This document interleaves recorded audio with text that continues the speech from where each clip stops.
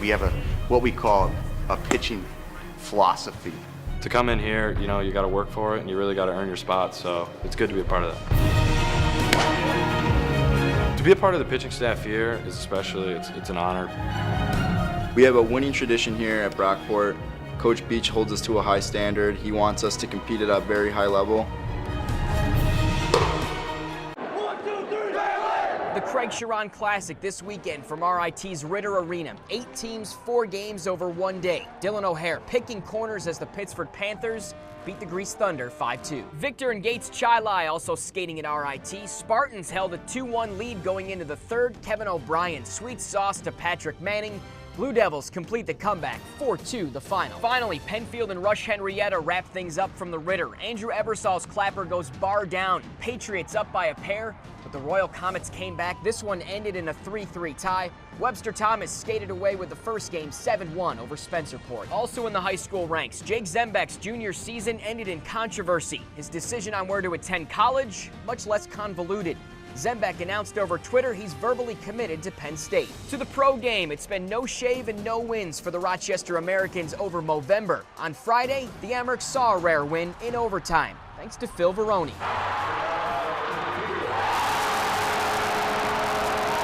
Didn't have no legs to back check.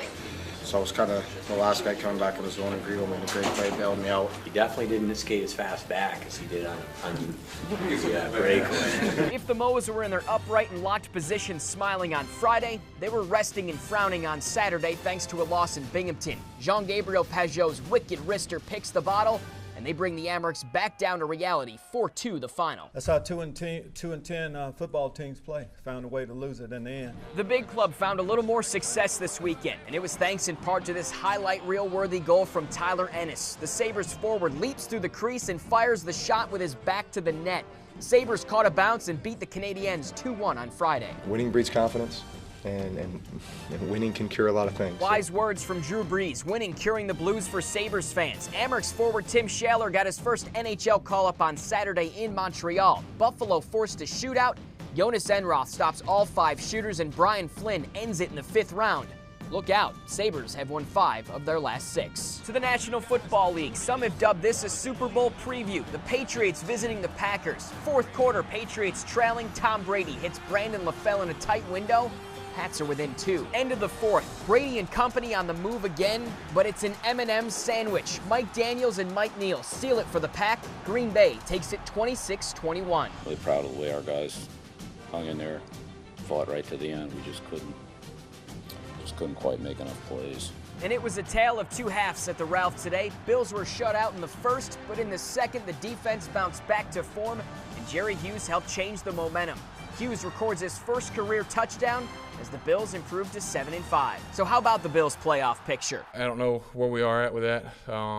Leave it to the mathematicians. Jen said she was as healthy as she's been in years. One thing we know for certain, when Scher laces him up, she's the best ever to do it. And her path to greatness has been anything but conventional.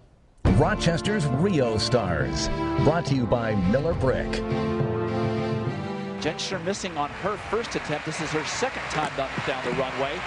And she sneaks over the bar. I decided to stay at the High Performance Center with Rick, and it was 1 twin bed, and he had to sleep on the floor with 3 pillows duct taped, and I slept on the bed, and that's how we won the Olympic Games in London.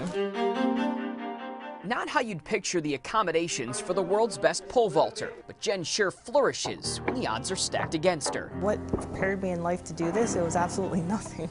I had to learn on the way. But since day one, that's been Scher's story. Her blue-collar work ethic has carved out an unconventional but very successful path. I think about where I was 12 years ago and where I am now. It sometimes seems like a different person. How new I was when I was in the event, but still able to win things. I mean, I don't know how I did it. That's a testament to coaching, because I was absolutely no point should I have won any of those. This year, the former college basketball star is set to shine on the Olympic stage for the 3rd time.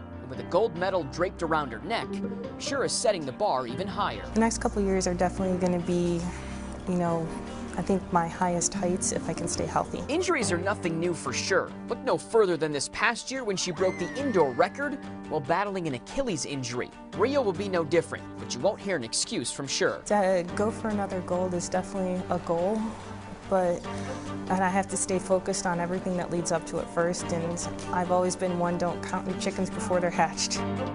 Yes, Jen Scher's story isn't traditional. It's nothing that I've done throughout my life to prepare me. It's been right in there. They just throw you in the fire and there you go. That's what makes her the best in the world. One of the best competitors we know in this region for sure. Let's take a look at that medal count. Of course, USA still leading the way, 72, followed by China, Great Britain, Russia, and Japan. We are hoping that Jen can help add to that total right there.